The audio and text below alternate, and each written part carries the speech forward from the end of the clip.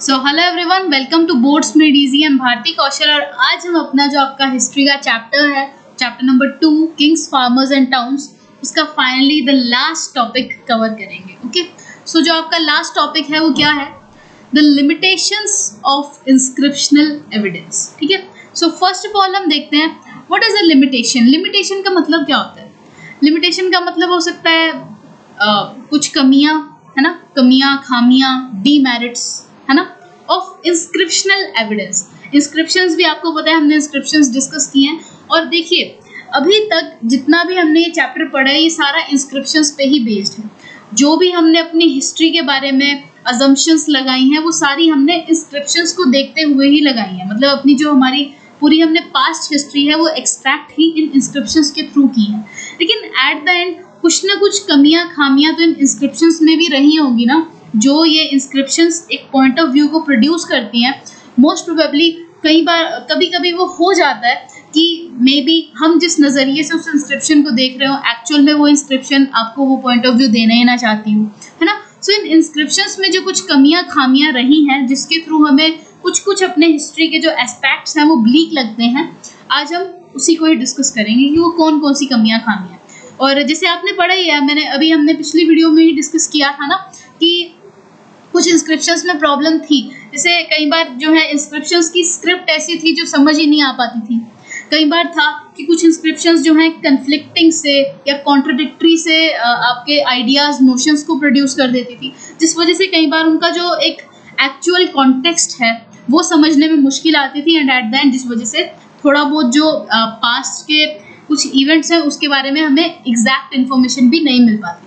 सो अब हम उन्हीं लिमिटेशंस के बारे में पढ़ेंगे कि ऐसा क्या था जिस वजह से कुछ ना कुछ लिमिटेशंस आ रही थी। So sometimes just a second, by now it is probably evident that there are limits to what epigraphy can reveal. Obviously देखिए हमने इंस्क्रिप्शंस के थ्रू ही सब कुछ जाना है, बट कहीं ना कहीं वही है कि हर चीज़ टोटली रेलिवेंट हो, it's not really possible.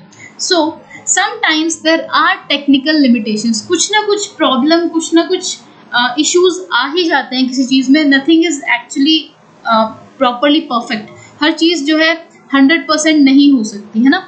So letters, तो ऐसे कौन कौन सी टेक्निकल लिमिटेशंस थी? तो those were letters were faintly engraved. कि कई बार क्या होता था, देखिए जैसे अब हमने पढ़ा ही है जो इंस्क्रिप्शंस हैं उसमें तो लाइक कुछ खुरेद के पत्थर को खुरेद के उसमें मटेरियल लिखा गया हो सकता है ना, या फिर वही जैसे हमने पंच मार्क्ड कॉइन्स पढ़े थे, हो सकता है उसको स्टैंपिंग करके दबा के कोई लेटर लिखा गया हो, है ना। बट प्रॉब्लम क्या आ जाती थी, कई बार वो लेटर्स फेंटली एनग्रेव्ड थे। एनग्रेव्ड होना मतलब वही लिखे होना, ये एनग्रेव्ड मतलब एक अच्छा खासा एक कॉम्प्रिहेंसिव वर्ड है इन्हीं चीज़ों के लिए कि इंस्क्रिप्शन में जो वर्ड्स लिखे जाते थे, क्योंकि उसको खुरेद के लिखा जाना होता था ना, तो दैट इज एनग्रेव्ड। तो क्या होता था, कई बार लेटर्स ही ना फीके होते थे, फेंटली होता है मतलब एक फीके से लेटर्स होते थे जिसको समझ पाना मुश्किल था। एंड दस रिकंस्ट्रक्शंस वर अनसर्टेन। अनसर्टेन मतलब अनश्योर, कि जिसके बारे में हम परफेक्टली श्योर नहीं हो सकते थे। जैसे देखिए कई बार हो जाता है, गलती हो जाती है। अब हमारा सपोज एक ए है ना, एक डी है, लेकिन अब सपोज लेटर जो है फेंटली एनग्रेव्ड है जिसके थ्रू हमें पता नहीं लग पा रहा है कि हमें इतना ए तो पता लग रहा है लेकिन हमें पता नहीं लग पा रहा है कि यहाँ पे पूरी ऊपर भी डंडी थी या नहीं थी, है ना। जिसके थ्रू वही है, अगर हम अपनी तरफ से अजम्पशन लगा के डी लिख देंगे, क्या पता वो ए हो, या उल्टा लगा लो, हो सकता है हम डी ना लिख के ए लिख दें लेकिन एक्चुअल में उसका मतलब डी हो। तो वही है कि रिकंस्ट्रक्शन जो थी वो हम नहीं कर सकते थे उन इंस्क्रिप्शंस पे अपनी तरफ से, क्योंकि हम तो खुद उन लैंग्वेजेस, उन स्क्रिप्ट्स के बारे में श्योर नहीं थे टिल 1838, है ना। नाउ सेकेंड जो टेक्निकल इशू था वो क्या था, that inscriptions may be damaged और लेटर्स वर मिसिंग। ये कई बार क्या होता था कि जो इंस्क्रिप्शंस हमें मिलते थे या तो वो टूटे फूटे होते थे। देखियो कोई भी चीज़ परमानेंटली एग्जिस्ट नहीं कर सकती। ऑब्वियसली देखो पत्थर भी कहीं ना कहीं एक टाइम आता है जब वो वीक हो जाता है। खैर आपने अशोकन इंस्क्रिप्शंस देखी होंगी, वो तो मोस्टली पिलर्स वगैरह पे ही थी। अब पिलर्स जो हैं वो वुडन पिलर्स भी हैं, वुड जो है इतना टाइम सर्वाइव नहीं कर सकती, है ना। सो वही है कि जितने कुछ इंस्क्रिप्शंस मिले हैं उनसे कुछ तो ऐसे थे जो टूट ही गए थे, और फिर अब टूटे हुए इंस्क्रिप्शंस को आप जोड़ तो सकते नहीं हो, आपको क्या पता है इसका सेकंड पीस कहाँ है या वो कैसे जुड़ेगा। तो डेफिनेटली उसके थ्रू जो इन्फॉर्मेशन हमें मिलनी थी वो भी हमें नहीं मिल पाई। या हो सकता था कई बार क्या होता था उस पर जो लेटर्स थे वो मिसिंग होते थे, जैसे हम अभी पिछले पॉइंट में ही बात करके आए हैं कि वो फेंटली एनग्रेव्ड थे, तो जिस वजह से कई बार लेटर्स मिट भी जाते थे, है ना, क्योंकि इतने सालों तक कोई चीज सर्वाइव कर पाए इट्स नॉट रियली पॉसिबल, है ना। Now besides it is not always easy to be sure about the exact meaning of words used in inscriptions, some of which may be specific to a particular place or time. And yes, और भी एक बड़ा issue यही था कि हर बार जिस मतलब कोई वर्ड है उसका मीनिंग जो हम सोच रहे हैं ज़रूरी नहीं है कि इंस्क्रिप्शन भी आपको वही पॉइंट ऑफ व्यू दिखाना चाह रही हो। कई बार क्या होता है हम किसी वर्ड का मतलब अपनी तरफ से कुछ अज्यूम कर लेते हैं, बट एक्चुअल में उसका वो मीनिंग नहीं होता है। अब जैसे देखिए ना, पीके में ही आपने पीके मूवी देखी होगी, उसमें आमिर खान कहता नहीं है कि यहाँ पे अच्छा के ही कितने सारे मीनिंग्स हैं, it is a matter of expression कि आप क्या कर रहे हो, ठीक है। जैसे वो बोलता है अच्छा, यहाँ पे आप दिखा रहे हो कि अच्छा तू मुझे सिखा रहा है, जिससे वो मतलब एक वो डायलॉग है एंड एक्चुअल में इट्स रियली रेलेवेंट डायलॉग, बहुत ही एक अच्छा खासा वो क्वेश्चन उठा ही रहे हैं कि द थिंग इज कई बार हम जो पॉइंट ऑफ व्यू, हम जो पर्सपेक्टिव दिखाना चाह रहे होते हैं एक्चुअल में अगले को वो नहीं दिख पाता, है ना। उस अच्छा के आपको अलग अलग एक्सप्रेशंस देने पड़ेंगे तब जाके अगले को आपका कॉन्टेक्स्ट समझ आएगा। अब इंस्क्रिप्शंस हैं, इंस्क्रिप्शन तो पहले की लिखी गई हैं, अब अगले ने लिख दी जैसे भी लिखी, बट हमें थोड़ी पता है आज के टाइम में कि जब वो बंदा इंस्क्रिप्शन को लिख रहा था उस टाइम उसके दिमाग में क्या था। तो वही है कि कई बार एग्जैक्ट मीनिंग या एग्जैक्ट जो उसकी एक्सप्लेनेशन है, उसकी एग्जैक्ट इंटरप्रिटेशन इंस्क्रिप्शंस की नहीं हो पाती है जिस हिसाब से उस इंस्क्रिप्शन की डिमांड हो, है ना। क्योंकि हो सकता है ना कि कोई पर्टिकुलर वर्ड एक पर्टिकुलर रीजनल एरिया में किसी और तरीके से यूज़ किया जा रहा हो, ठीक है, उसका मतलब कुछ मीनिंग वो कुछ और परसीव करते हो, लेकिन हमारे एरिया में उस पर्टिकुलर वर्ड का मतलब कुछ और है, इस वजह से हम उसको वैसे समझ पा रहे हैं, है ना। So and if you go through an epigraphical journal you will realize that scholars are constantly debating and discussing the alternative ways। मतलब वही है कि अब और भी अलग अलग तरीके देखे जा रहे हैं कि यार कैसे इन इंस्क्रिप्शंस को बिल्कुल परफेक्टली इंटरप्रेट किया जाए।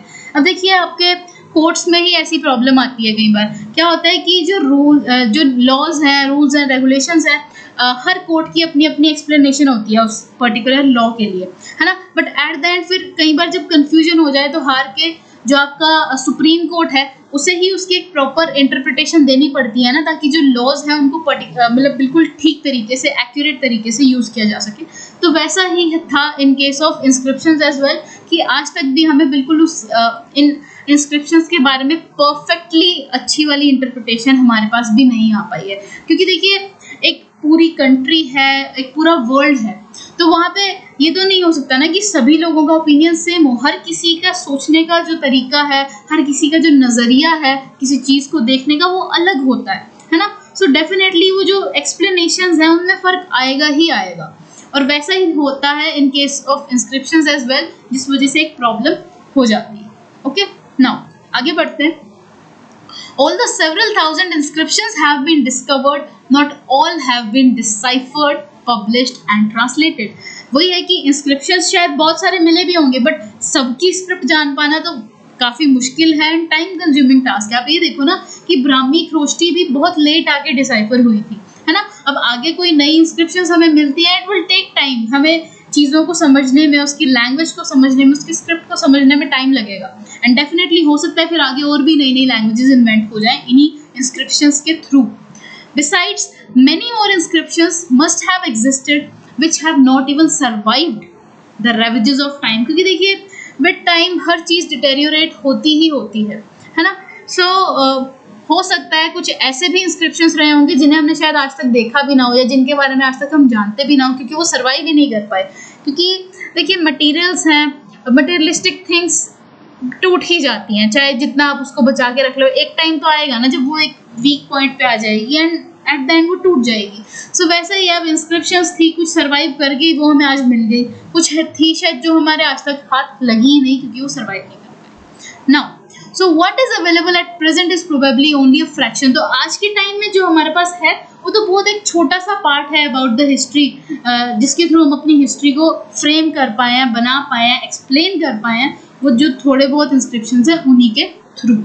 नाउ आगे there is another perhaps more fundamental problem. अब एक और उससे भी बड़ी प्रॉब्लम है that not everything that we may consider politically or economically significant was necessarily recorded in inscriptions.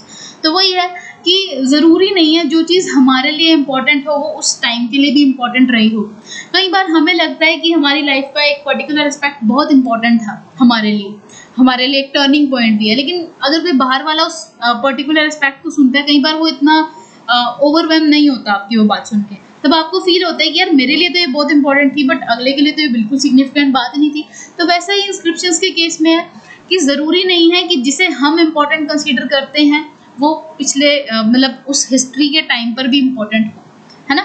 So it was not necessarily significant that were recorded in inscriptions. हो सकता है कुछ एस्पेक्ट्स आज के टाइम के लिए भी बहुत हमें रेलेवेंट लगते हो, बट कुछ ऐसे भी होंगे जो हमें यूजलेस भी लगेंगे.